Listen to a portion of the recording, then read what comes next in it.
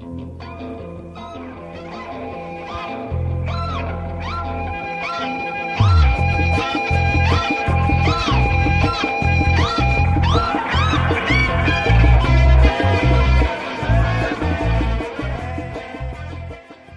to Deeply Disturbing Things. The podcast. I'm Macy. And I'm Naomi.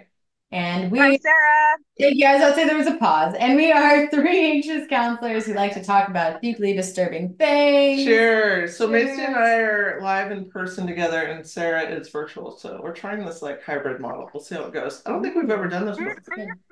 No, I don't. Well, I think I've called it once. Yeah, And we did. Yeah. I don't like it.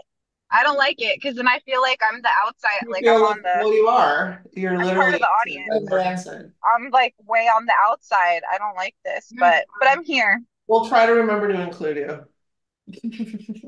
Okay, thanks. I'll Well, just be an audience today. Jump in and Jump in. So you are topicking today. I'm topicking, yes. So we did a mini topic last time. That was just patron exclusive. If you'd like to support us on Patreon, it's only $1. So I get to go again, but this is like a full topic. And of her own choice. I did not. Well, I've been excited. I've been talking about this for years, literally, doing this topic. Okay. All right. I'm here for it. Let's do it. Okay. It really bothered me that you laid your blazer on the ground like that. I didn't lay it. Did you see me throw it? No, I missed that part. Spiders are just out now, and I'm concerned for. I'll give it a good shake later before I put it back on. Okay. It's just really hot in here. They look like they're dead because they're still cold, but then if you like touch them, they start to move like they did at the end of winter or start of winter. Just saying, fuckers, freaking me out now that I know that they sleep. Change my world. Bring it on. Okay, this is 2024. This is the 35th anniversary this year of the Loma Prieta earthquake that happened in 1989 in California that I went through. Oh my gosh, I'm so excited. So this is basically my trauma narrative. Oh. I got goosebumps when you said that. And well, it's not quite, I mean, the anniversary is actually in October. But there's been so many earthquakes in the news. There was that random one in New Jersey. Yeah. They all freaked out because like a box of tissue fell on the floor. But yeah, someone mentioned that. And the earthquake I went through, and I was like, I didn't. Oh, okay.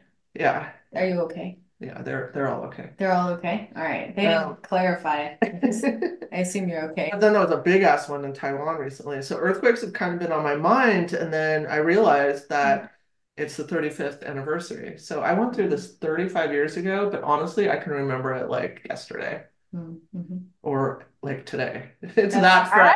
I had earthquake trauma living in California. What was that? It wasn't.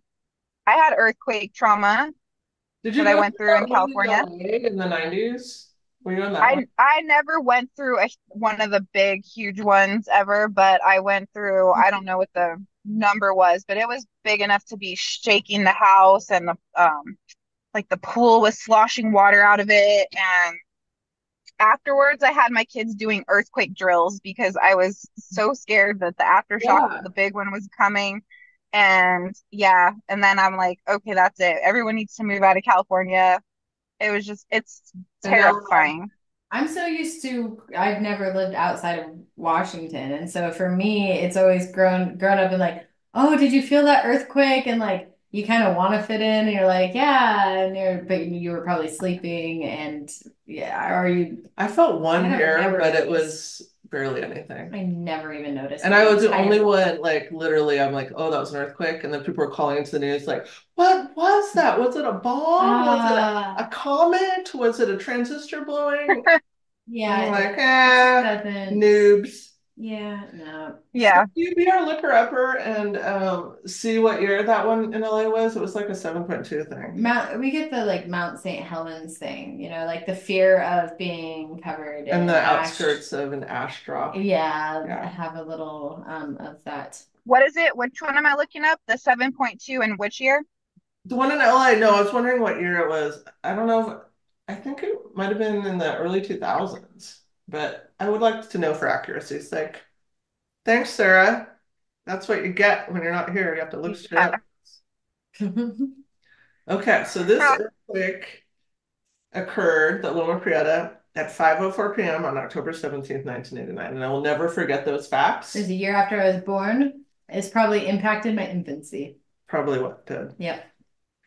So at the surface, the magnitude was measured at 7.1.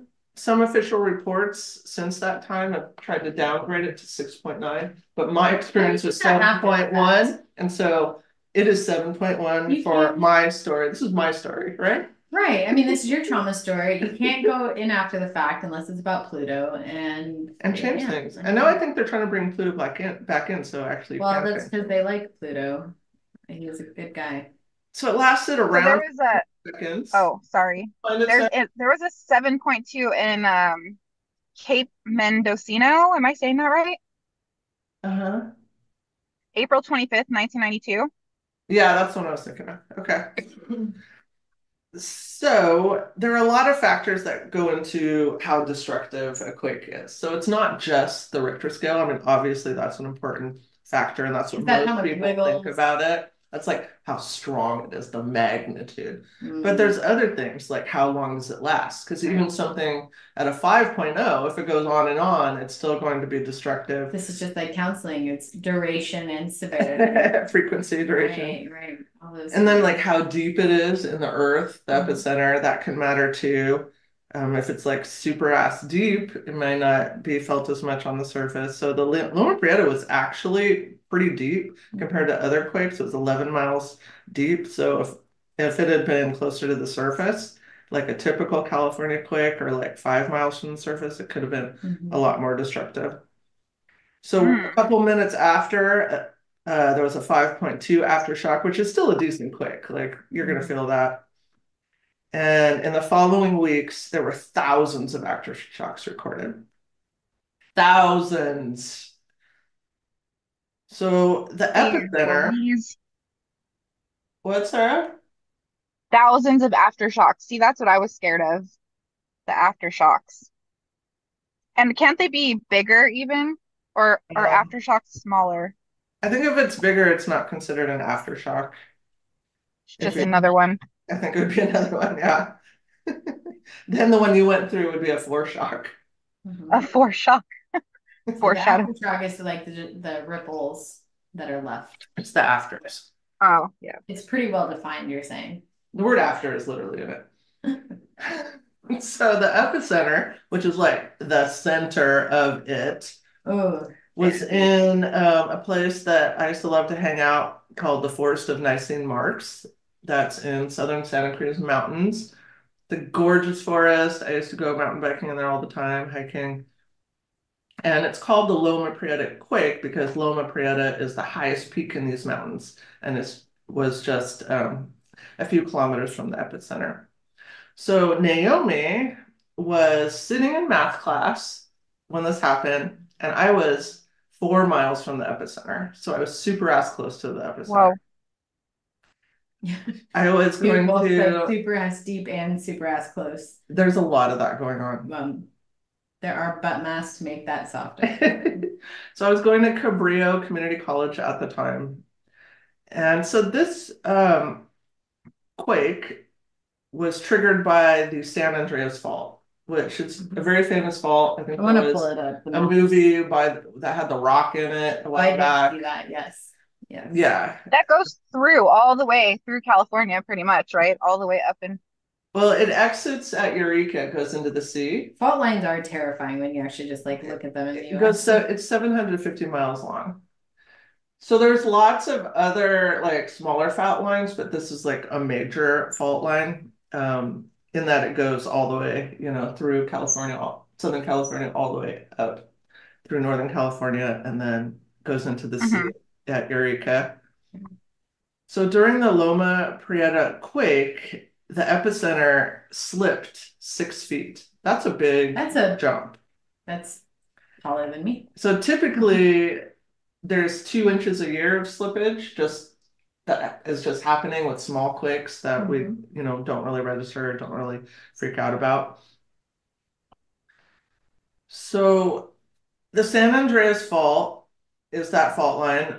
On the west side of it is the Pacific Plate, which is a big mama plate. And on the right side of it is the North American plate. So these are two huge plates. And so the Pacific Plate is going in a northwesterly direction like this. And the Pacific Plate's here. So this Pacific Plate is like going up like this. So eventually, LA is going to be where San Francisco is in like millions of years. Like Pangea stuff happening. I mean, that's terrifying. Like I just looked up fault line. Yeah. It's like all of us. The Hayward fault line goes right under my mom's house. I'm like, Mom, you need to move. It's kind of nice because Spokane, it looks like it's like above us a little, but like maybe we're free of the faults, or maybe it's like no, we're in a relatively like we're not right next to volcanoes, we're not right in earthquake and tornado alley, you know, but we do have like wild. Yeah, people need to move out of tornado alley. People just need to move from there. We're next to Idaho, which presents its own set of dangers. Depending on stuff. Sometimes Idaho's cute. So, the Loma Prieta quake occurred near the southeastern end of the what's called a rupture zone of the infamous 1906 San Francisco earthquake, where it basically destroyed San Francisco. So during the 1906 earthquake, the amount of what they call slip when one plate's like moving alongside another, it wasn't enough to release like all the built up pressure, the tension. They call it strain. And so they predicted at that time a quake very similar to Loma Prieta would happen. But, you know, earthquake predictions are not, you know, an exact science. It's like, well, maybe in 30 years we'll have one around this area. So it had been predicted because all the strain hadn't been released in 1906. And is that kind of off of historical data in terms of their predictions forward, or is it off of? Well, they have like sensors and Earth, like they can tell like what's coming on. Seismology, it's a whole field. It's an ology. Somebody ologized it. It's an ology that is very interesting and very sciencey. It's probably one of the more interesting ologies out there. Yeah. Geology sounds interesting until you take the class, and then it can be really boring. Interestingly, I was in a geology class at this time, and we had just studied earthquakes. Nice. So we kind of joked when we went back to school with the professor, like, "Did you set this up like an experiment?" I know my dad took the class in like an adult's version, and he got sent like rocks, like again, he got like to look at the cool like rock patterns and stuff of you get to like stuff. Scrape stuff and see what the hardness is. Yeah, like that's cool. Find the half-life. I you get to do all kinds of stuff. I don't know really what that means for rocks, but well, I think that's you know how something breaks down over time, it breaks down by halves. What, but can it just chip? Well, I think you're thinking of something different. Rocks. Yeah. And their lives. Speaking of rocks. So the Loma Prieta quake, the type was called oblique slip reverse type. So more than one type of movement was happening. So we have that slippage of the Pacific Plate going northwest. So we have that, but then we also have where one is going under the other. So we have two types of movements happening at the same time. So it was complex. A lot of disturbance to the. So one's moving towards the other and slipping past each other at the same time.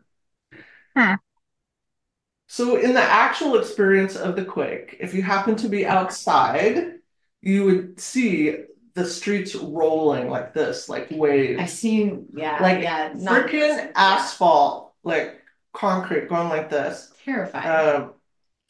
So my boyfriend at the time, who was over on the other side of the hill from where I was, he experienced this. And his experience was completely innocuous, you know, because he was like, whoa, you know, it's trippy, it's cool, you know, that was his experience. He thought it was funny. A surfer friend of mine who was out on the water at the time said he saw the cliffs like waving. He said it was super That's trippy, like the tall Wow. cliffs, like just going in waves. But again, he was fine. Like Weird. that experience, just kind of like wow, like awestruck kind of thing. So if you were inside, like I was, it felt like a super violent back and forth shaking, like the whole building, like like the that. whole foundation Mhm. thing. So that was my experience. So I was in math class, like I said. I grew up in California. I'd never been afraid of an earthquake in my entire life. They were just like a part of life. We practiced the ducking Mhm. cover thing where you like go under your desk and go like You're this. supposed to hold on to the like the leg of the table of the desk. Like I remember practicing those too. Like Well, we're they just said you're like, so you just like yeah, did you're this. supposed to hold your head, but then also Be hold on to the protecting deck Yeah, you're the protecting thing. your neck and head and stuff. But then also Hmm. that's the thing like, oh, stand in a doorway. you. So when this Or a started, bathtub. some people went under the desks, and these desks were like these little like college, you Yeah. know, it's like a doily. So I immediately was like, this is a bad idea. And I spotted the teacher under the big teacher desk. And so I combat crawled over there. And so me and the teacher huddled under together. Oh heck yeah. But I could see That's people awesome. had opted for doorway option, which is also smart. And I'm not shitting you. The doorway was going like this. Like the people, Oh, woo, woo, woo, woo. Like it was crazy. And it was so loud. And the ceiling was coming down. And people were just screaming like they were dying. Like it was yeah, that. you thought you were gonna die. That's why, yeah, you thought Well, it's that like Because we this is didn't it. entirely know what was going it's on. like the entire gravitational. It'd be like just aliens taking over all at once. And Like you all of a know, sudden, does the whole house start shaking right now? Like at first, you're like, "What is I'd it? be like, Do we Sarah, get a what are you bomb?" doing? Stop it. Yeah, because The no, part we didn't that really when I had that understand. happen, yeah, What? the part that I had that happen, not it was the like the lower amount of like, the point scale, but it was the house was shaking like that. And the part that I remember being so scared was not knowing when it was going to stop or if it was going to get bit like more violent and Yeah. then just yeah, be like the big one where everything just goes down. So supposedly it only lasted about 15 seconds. Honestly, it felt like it was like Do minutes. you Forever. secure your furniture with that extra piece of something that they say to secure it to the wall? Because I never do. Well, not here, but in California, You're yes. not safe in my house if there's a like. Oh, like the above the bed. You're not supposed to hang anything above the bed. Well, no, just like some furniture that has like a little loop and something you screw into the wall for to keep Yeah, and it. it also attaches it to the wall. Yeah, or if you have Yeah. small children, Yeah, because you don't want them like climbing on a dresser right? and tipping it Well, over. there's Kids don't internet that does kids that. don't practice earthquake drills here, do they? In No. Washington? Well, they used to. They used to. Did they? When the Yeah, one happened that I experienced here, which was like 2001 I or think they something, still do. 2002, I was actually working at a little elementary school across the river at the time, and there was like talk of starting it up, but it never went anywhere. Hmm. Mm. They were scared of everything, I think, when I was a child. I thought quicksand was a thing that I would just encounter. No, same. I'm still worried about it. Quicksand. That was the other thing. Stop, drop, and roll. Like I've yet to have to stop, drop, and roll from being on fire, but I feel like That's it's good. important to know. It is because if you run, it just fans the flames. See, like It makes it worse. it does, and I've seen videos of people on fire, so I don't want to be that person running No. around with my arms up like No, that. Stop, no. drop, and roll. Stop, Quicksand. drop, and roll. Hold But still. if you're in the moment, you may not have the capacity to like think like Right, that. right. Well, and that's why You you go into like Someone flight that's like mode. tackle you and cover you with a blanket and roll you you up. I wrote tackled you, put you in a blanket, and shoved you under a stool when you threw coasters. You were kind of on fire. I could have probably I lit had a a fiery flame. attitude. I could have lit a flame near you, and the amount of alcohol would have started a fire. Maybe I would have instantly That's combusted. funny. We talked about that. Oh, yes, internal combustion. That's real. That's weird. All right, so the shaking stopped. Everybody was like, "What happened?" We're all covered with like we had shit in our hair, and Yeah, the teacher's just like, "Class dismissed." yeah, I could like bye. So we all just left. Um, I rode my bike home because this was the time in my life when I was like super into bike riding. Like I never drove unless I had to. So I rode back home to where I lived, and this was my first house I should back up the story. So I was 18 at the time. I had moved out of the house, my house at the end of the summer, go off to college and be like independent. And this happened like the next month. So it was like a lot. But I was living my first house I lived in when I first moved out, I was a live-in nanny for a family. So it was like a good like I step up how do situation. you do that? That's a whole nother topic. That I mean, I've thought about that. How do you pick up that one ad that says move in, become a nanny, disconnect Oh from my God, job? it was great because I got the master bedroom, which had its Hmm. own bathroom in it, so I Hmm. could just live in it Oh, if I needed to and never leave. I mean, Um, other than the nannying. well, it was a cool house. The family actually owned a really fancy Japanese restaurant in town, Nice. and so their kids were half Japanese, half white, so they looked like me, and I think that's why they hired me, but I'm not sure. But I just loved it. It was so fun.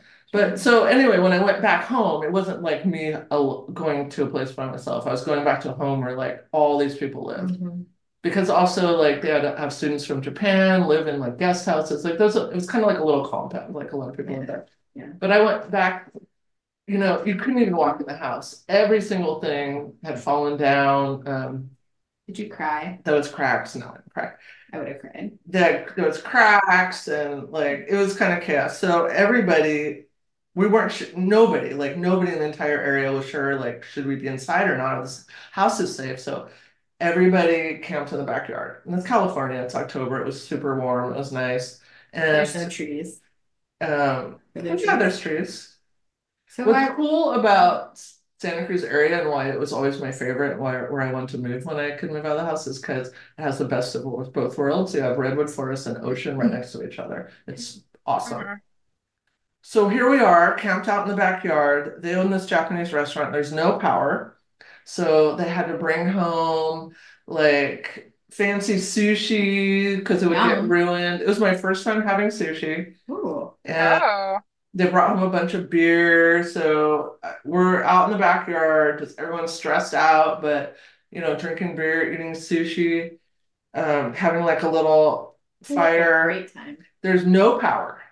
No power anywhere in the entire Bay Area, and no cell phones. Mhm. So no power meant no phones. So there Mhm. was no way to get contacted or No contact. phones. Let's reiterate. There No were contact. no wow. phones. So no way Telephones. for me to get a hold of any of my family, my boyfriend, Didn't we already nothing. talk about like you wouldn't do that? No way for them to get a hold of me. Yeah. So all our information was like word of mouth. It was like the old days, like the frickin' Pony Express. So there was Telephone. like a guy down the street that had a ham radio and like news would be trickling in. So the early news Like zombie was, movies. Did you paint a sign and put it yes, up it on was the like roof? that. Okay. So in the early reports was San Francisco was gone. Like fucking gone. Everybody went. Whoops. And my family lived there, so I was like kind of like upset about that. Yeah. My whole Yeah. family gone because San Francisco's gone, and then the whole Bay Bridge was in the ocean. So that was like the other thing that came in. See, and I don't know enough about it. I didn't know that was a thing. I didn't know it fell into the ocean. Well, these were the early reports Oh, I was like, I had no that San idea it Francisco was fell. done, like donezo, and I see. Did the bridge fall into the I will ocean? get to that. Okay. And that the Bay Bridge was just in the ocean. We didn't know. I mean, you It's just like assume. playing really bad kid's telephone. Like you pass it down by the time you get Yeah, there. and we didn't know we were actually the epicenter. So I think people just assumed San Francisco was the epicenter because of the Great Quake of 1906. So we kind of just assumed that So that it was you worse assume there. that you had it this bad. I wonder what everyone else had. Right, and that's a major city, skyscrapers, all that. So there was fires all over where I was at, and so it was totally like apocalypse. So we're out in the backyard, fires, so the sky's that weird color that it turns when there's lots It's of like fires. orangey. And back and forth over the course of several days, the helicopters were dipping into the ocean to get water and going over us to like dump it and back and forth. So I mean, it felt like a war a bit. Yeah. And Survival. So that was like a couple days. Then my boyfriend was able to X. make his way, my boyfriend at the time was able to make his way over the hill. He had to go like a back way because all those landslides on the highway and giant ass boulders as big as cars. But he was able to go like a back way and he basically got me, rescued me, and like took me back over the hills. So my school was closed for a couple weeks, so I went home for a couple weeks. And there I had the news. The news. No, no, no. So here's a picture of like the highway that was like blocked.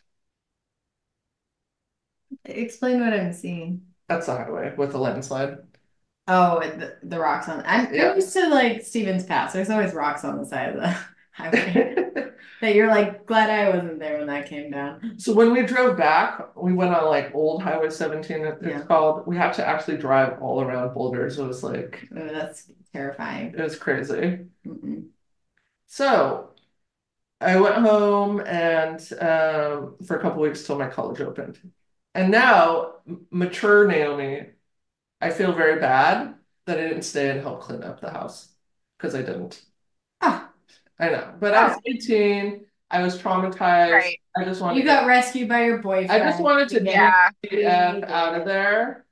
I mean, I was still in that like teenage, very like self-centric, you know. Yeah. The frontal lobe wasn't fully developed yet. Yeah, I mean, now I'm You were in like, God, that was survival really like not cool of me.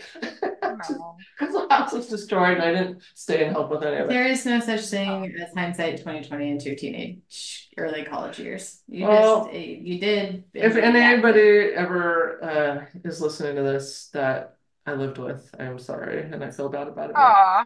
They probably didn't clean up your stuff either. So Well, You I don't guys, have stuff. I have like my a phone is mattress on the dying. floor. I'm so sorry to My be dog's out right dead. now.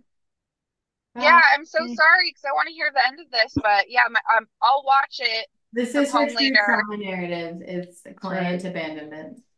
I Yep. know. I'm so sorry. I pick it up. It's okay. It's not It's really, it's okay. not abandonment because there's a handoff happening. I'll take it.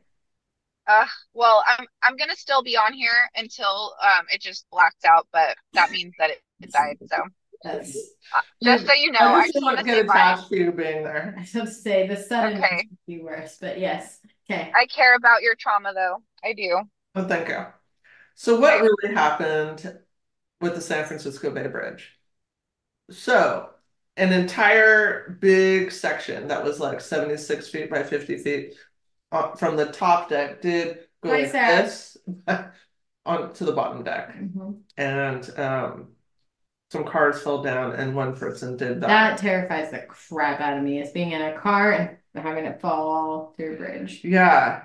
I'm always And like, can I get through here faster? you know that bridge disaster that just happened that That like brought up a lot of stuff too. well, I had the topic on not architecture, infrastructure. Yeah. No, that's a problem. It's There's some bridges around here. Every time I drive on, I'm like, Spokane's this not could safe. be it. Spokane's not safe. This, you know. No, nah. So most of the media coverage was focused on events in Oakland and San Francisco. Um, so my area didn't really get a lot of coverage, and we kind of did feel like we were overlooked. Six people did get killed in Santa Cruz. Our historic Pacific Garden Mall got destroyed, which is really sad. Some of those buildings were like Mhm. from back in the 1800s. Interestingly, I had okay, I wasn't a fully developed person yet. I was still bad, Naomi, a little bit. You're still bad, Naomi, just a little bit. I know, I am. Just a And little. actually, one of my New Year's Just a bad. resolutions was instead of like hating on my dark I was side, just I gonna was say gonna something. embrace my dark side. It's like it's helpful or not helpful. Yeah. And so there was a gem store, and like right before the earthquake, I had actually stolen an opal from it. And then the whole store was destroyed. This is your fault. And I felt, yeah, I'm like, somehow I am It's involved okay. in this. I blamed everything after I had taken seashells from Hawaii the first time. That's the reason my life had problems for 7 years after. It's taboo. All right.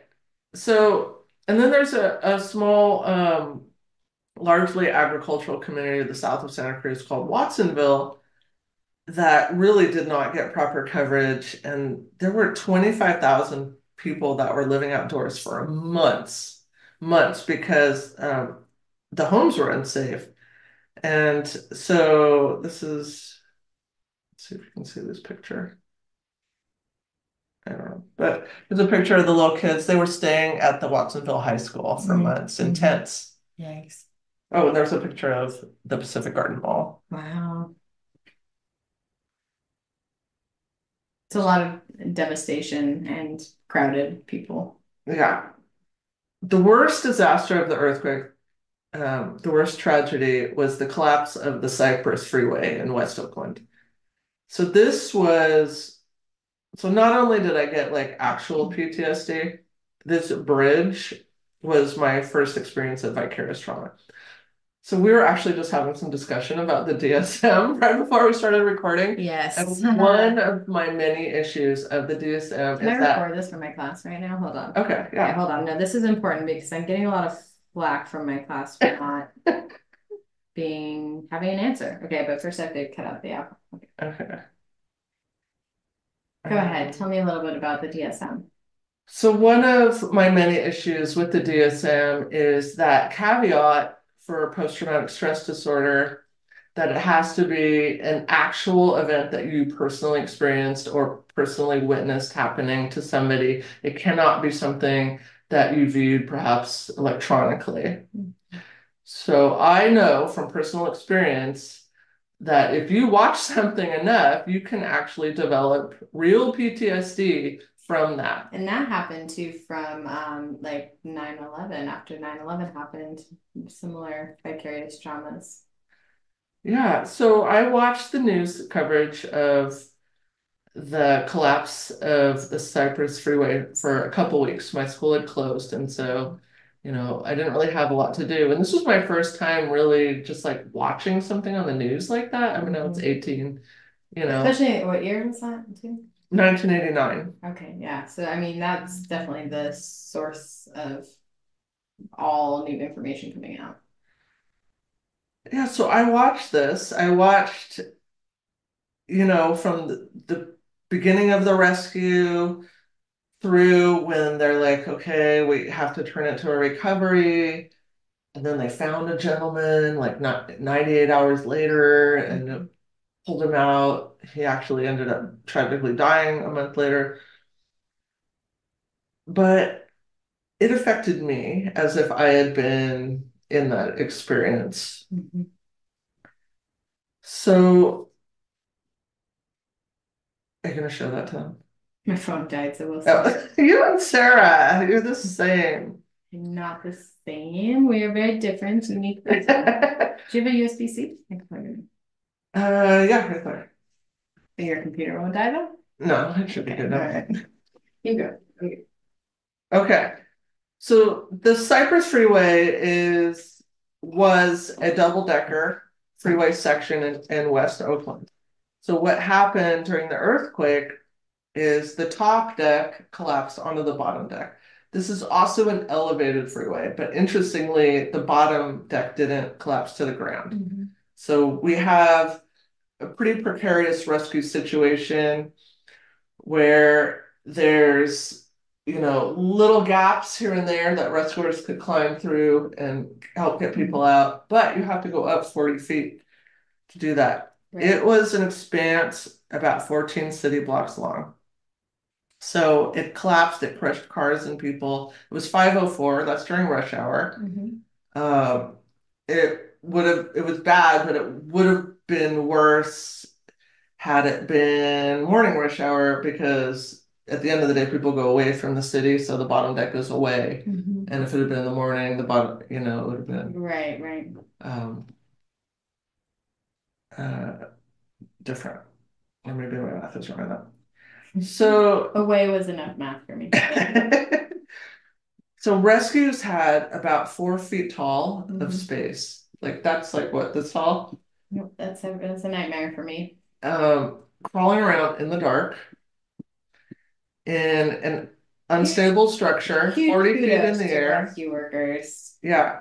So they describe there's sights and sounds of vehicles crushed. Um, you could hear people either screaming for help or you could hear people dying. They said there was the stench of death and then the eerie quiet also. So, I'm sure all the rescuers had their own stuff that they were wrestling with. 42 people were crushed to death in their cars there.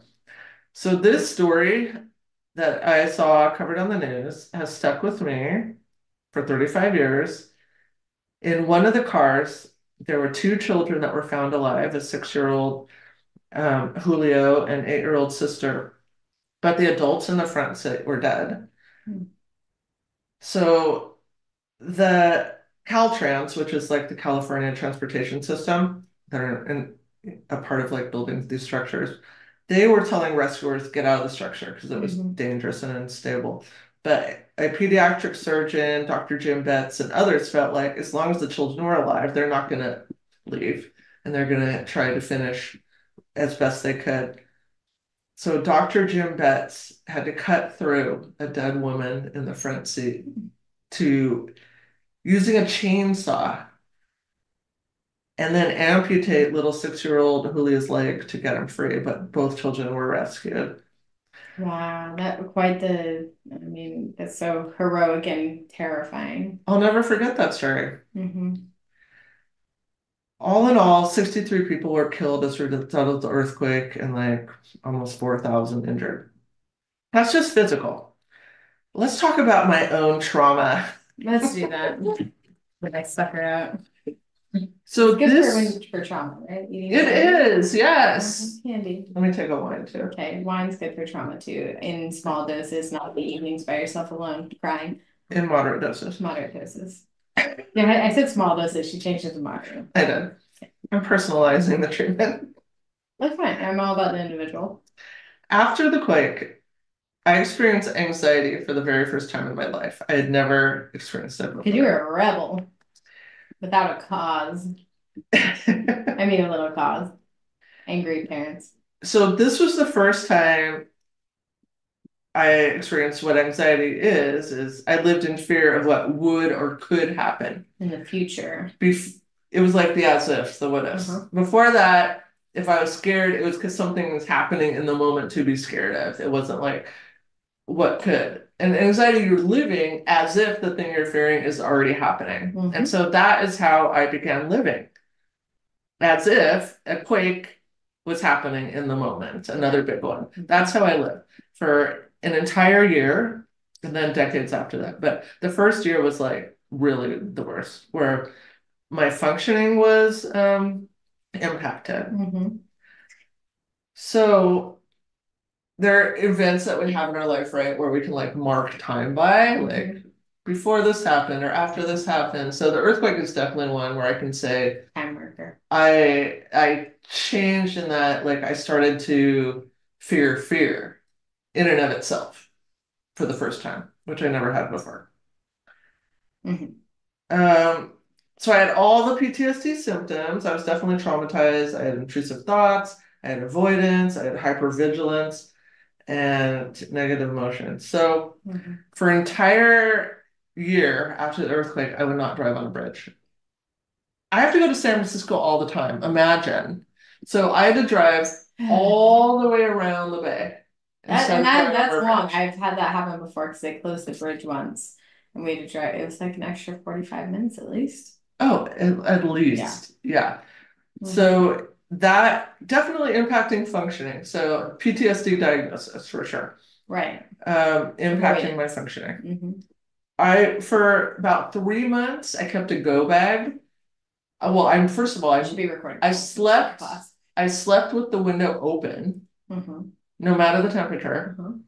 I moved my bed, which is just a mattress on the floor anyway, right next to the window, and I had my little backpack there with my essentials, which at the time was probably like a cat stick and a lighter. Your go bag. I made my first go bag after, what was that?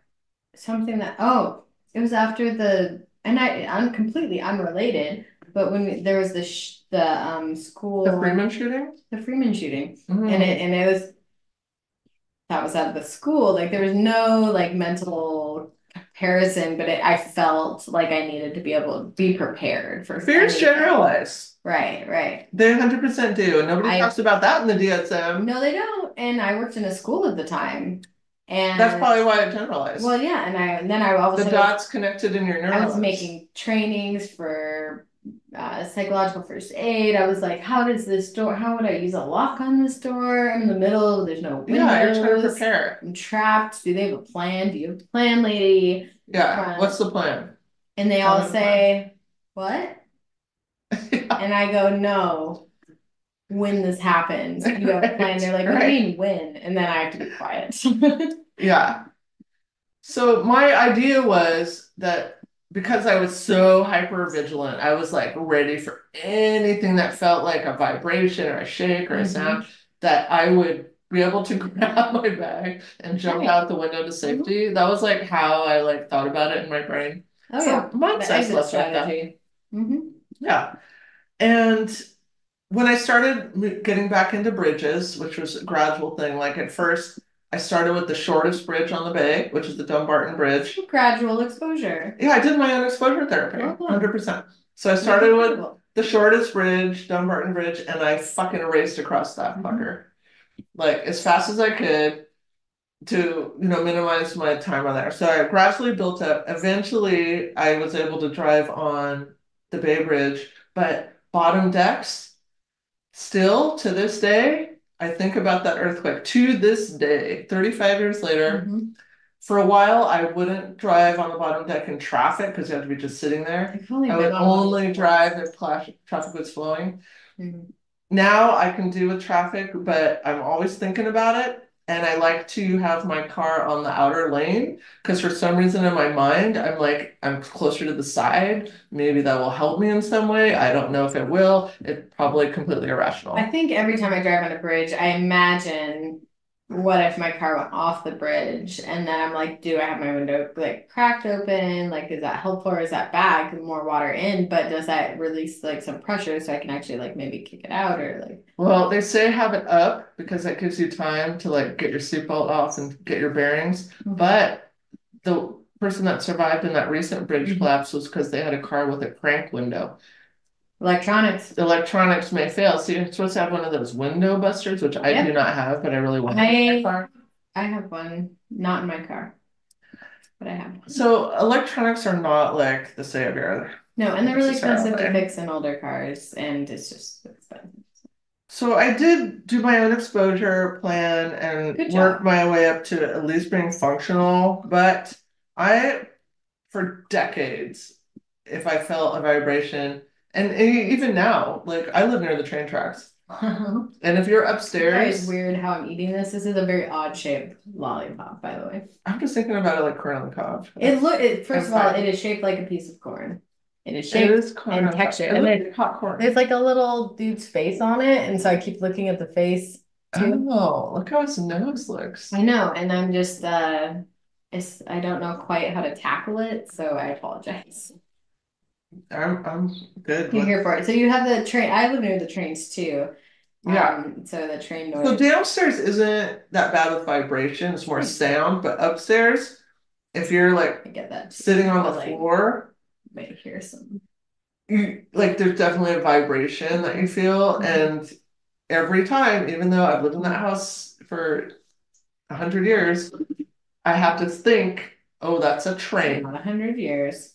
That's a train. Well, 1996. That's like a lot of years ago. That's a many. Yeah. So you have to like So I'm still impacted 35 years later. So I think that's something that's important for your students to know. Oh my gosh. Okay. That PTSD, oh my God, I'm not trauma, you're not necessarily. Wait, just pause yourself. Oh my gosh. This is important. You're right. Let us turn on. One thing that I was just gonna say, I'm slightly unrelated, is I'm still traumatized by the podcast episode we had. With the station fire? Yes, from one. And I told you not to look at it. YouTube video. I do what I'm not told.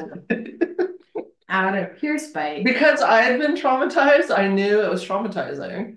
I know, but then I get the worst FOMO.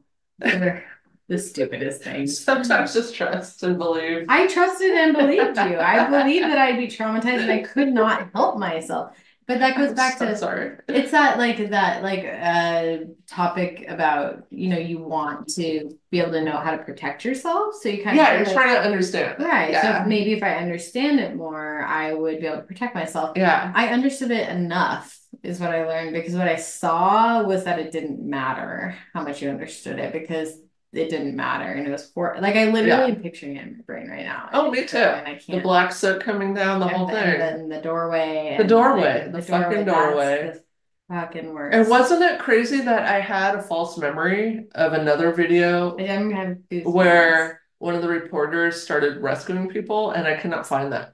So I don't know if it's a false memory or it's just scrubbed from existence, but it's probably scrubbed. I searched wait about a who? What? So I had a false memory that one of the reporters that were filming that decided to stop filming and start pulling people out. And I couldn't find evidence of that. The one I watched, they weren't pulling people out, but they were watching. Yeah, so I don't know if it's a false memory or it just got pulled from YouTube. Yeah, no, I think it existed. I think the one that I saw, because I wanted to share that because that was something like kind of a little positive in there. That somebody would be like, this is F that I'm standing here filming, watching people die. Like, I need to get in there and save people. You know? the one I saw, nobody, because it was they were like trying to get people away from it, because it was like people were like pulling people, like trying to get them out, but they were so crammed that they couldn't. It was just like, I think the desperateness of the situation. Yeah, it's a horrible tragedy. Anyways, I'm literally reliving it right now. Okay. And you were not there. No, I didn't. And it's before So my that time, right? that caveat in the criteria for PTSD, again, evidence that it shouldn't be there. Correct. People can absolutely be traumatized, experience all the stuff of PTSD, all the symptoms from watching something electronically. And the criteria specifically says not watching it electronically. Which is stupid. It's so stupid. Like, why is that ruled out? Like, why? But why not? Like, why? Do you have enough research to show I don't think they have any it? research because I'm here to tell you and you're here to tell us that it's BS. Okay. Listen, APA, I'm coming for you. Are we? I am. I am. Okay, let me try this one more time without it dying. Okay. Okay. What was I gonna say again? You can't be drinking wine during it. What was I gonna talk about? The DSM. Oh, it's gonna talk about. So 35 years later. Wait, pause. Oh my gosh. You have to I have to press a button. Ready? No, you can't look irritated at me. Look happy fever. So the thing with PTSD and PTSD treatment is And the that DSM in general. and the DSM in general is people may even decades later after the trauma they experienced still be having some of the symptoms. So it's really important to know that, I think, as a therapist, that we're not making somebody's life perfect or without problems or bumps in the road, but we have to look at the functioning. And I think that's the piece that gets missed a lot. So every time I hear a sound or feel a vibration, I will still, 35 years later, think, is that an earthquake? And then I can talk myself out of it and say, no, that's just a big bus going by or the train, but it doesn't impact my functioning. And so I think that's important to share with clients we work with too. It's realistic expectations. You used to avoid bridges and oh yeah. And that still impacts you on planes in a different way for different reasons. Yeah, I mean, for the first year, I had my functioning impacted, and that's where I'd meet the full criteria for PTSD, according to the DSM, because they had all the symptoms and it impacted functioning and caused distress. So as far as going through a DSM, what's important to know about like how to do it accurately? How to let it diagnose someone accurately? Mhm. I think you have to not just go off of the symptom checklist. You have to really consider the client's information, perhaps collateral information, maybe look at some measures as well. It's a lot, but what I tell my clients is don't fall in love with any diagnosis. Like no matter what we're calling it, the treatment is going to be the same. Mhm. And the problem with getting attached to a diagnosis is it can become part of somebody's identity. And then it's pretty tricky. Like people that are like, I'm B2PD, it's difficult when you say, hey, actually, that's treatable. And if you're not meeting criteria, if you work on these skills, you don't actually have BPD anymore. And although that can be helpful to maybe feel like normalized and part of a community or like not alone or just understood, that doesn't mean even if it doesn't disqualify you from having that experience. You can still have the experience and not have the Yeah. diagnosis. Let's just call it something else. Right. Like, well, I mean, let's just call it nothing. Let's call it nothing. Let's just call it nothing. But the DSM likes to call things a lot of things. And Yeah. there is no, I mean, you check the boxes and then you either do or you don't. But that doesn't inform treatment at all. It has nothing to do No. with our jobs. And it doesn't, one of my many problems with the DSM is it doesn't necessarily even speak to etiology. Mm-mm. So Or if you don't have where this came etiology and from. you don't have treatment, it's just what's all this in the middle? Right, we teach Labels, checklists. biopsychosocial, and it does not like none of that is It's not a part of useful it. system. It's Right. just become a billing tool, Right, a and coding tool. not made for us, but yet used by us. Yeah. Yeah, we could do better. If I had a big DSM here right You now, throw it. I would That's how you kick throw it. I would kick You it. hurt your toe. But it's heavy. It is heavy. Thank you. All right, well, that's my thing. You learned a little bit more than you wanted to.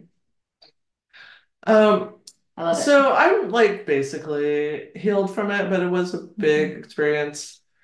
Um, Anything I left out? I think so. Where the Cypress freeway collapsed, they rebuilt somewhere else, and it's like Mandela Parkway Mm-hmm. there.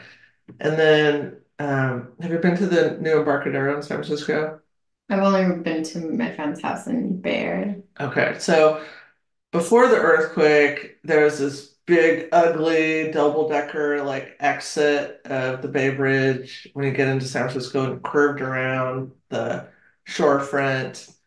Um, so they took all that out, and now the Embarcadero is like gorgeous and open, and it's beautiful, and with all the piers and the restaurants and the shopping. So that was like a positive. After that's one thing I admired after Columbine had happened. Instead of, I mean, because there's many people that like just plow the school down, like do something Yeah. else. But instead, I mean, their school culture is very important to them, and they wanted to show that this was about who survived, like that this is about us moving forward. And they one redesigned certain aspects of the building to be more inviting and open and safe. Mm-hmm. And then, but triggers, things that you wouldn't think about, they took into account, like like making sure the doors don't slam and stuff. yeah, and like the lunch bell that rang that day. Oh, yeah. They changed the tone or something. Yeah, it's completely different. That's very thoughtful. Well, because they didn't, I think there's some learning curve of like, oh, that was really triggering for people. We have to be able to make this a new safe place. Yeah. Mm-hmm. Those trauma triggers, they sneak up on you. I mean, you don't know. You don't know what it'll be. Yeah. I mean, even I can think back like 20, late 2014, 15, 16s, like I'd be in a building downtown, like up on a higher level where you feel the vibrations more. And it would just be like a laundry truck driving by, and I would sit for a second and be like, what is that? See, and that's where we get normal is my pet peeve word, and I feel like I learned this from you maybe at some point where typical. Typical is Typical. way better. Because I don't get that response, and people who haven't had a trauma like that may not typically get a response like that, but those who have typically might. Yeah. So it's not normal or not normal. It's just, have you had an experience that might impact you that way or might not? Ish. Ish. Ish. Let's leave room for ish. Well, thank you for listening to my trauma narrative. It's okay. I'll give you one someday. That was exposure therapy, right? I guess I did. I gave you a little bit of one. Yeah. Of the one you gave me. Yeah. Well, I've been wanting to talk about that for a while because I keep like hinting around. So now if I refer back to it, there'll be like more details to it. No, I really like it because that I like the backstory on that one, being able to kind of hear where you were coming from. Because I think that mindset helps kind of set the pace for why you. Oh, being like 18, just moved out of my house, Yeah. sitting in math class. I mean, it was like a month and a half after I moved out. Well, because like at that time you're like, I'm really independent. I like for me, I was like, I'm really independent, but do I still take quarters from my dad's change jar? Yeah. So like you're not at that space of feeling safe on your own. Well, I did not have a good relationship with my mom when I moved out. When I moved out, we were both like, this is good. See ya. And then I had to like move right back home, like, a month and a half later for a couple weeks till my college reopened. Um, but I was honestly so traumatized. Like all I wanted to do was like find out more information. And that's why I kept watching the news so much. Which is part of an anxiety response of a compulsion to know more for security, and it leads to more and more and more because it can't fix the actual problem, which is just anxiety. Yeah. Luckily, my college was only closed for 2 weeks. So I was able to go back pretty quickly and get back into the groove of things. So I think that helped too. Well, oh, I was going to show you a picture. Do you want to see what I looked like at that time? I found a picture. I'm imagining that one picture I've seen of you with the flock of seagulls haircut. No, that was when I was like 13, 14. This It's is not my even eighth fair. day. My pictures, I have one where I look like literal words from my dad, a constipated chipmunk. No, that was cute. I believe it. Uh, My dad cut my hair. I can't find the picture. These are quite good. I haven't had this before. I don't like the spicy one, so this is a good find. Where's that picture? I went home today at my lunch and spent time digging through my photo albums, and I was like, I found it! And now I can't find it again. And then I scanned it and emailed it to myself so I could show you. That was me trying to find the butt mask for you today. I was like, I found it 5 times since I got it for you, and now I can't find it anywhere. It's there. I will find it. I am going to find this picture. It's the last thing I do. It's always the last thing you do because you look for it. Until next time. Wait, no. Oh gosh, I'm sorry. I thought you were going to go stop it, so I was worried. It's on my computer. That's me when I hiked to the epicenter right after the earthquake. I'm wearing a tube top, which surprised me because I didn't think I liked tube tops. Look at you. Are you sharing the screen?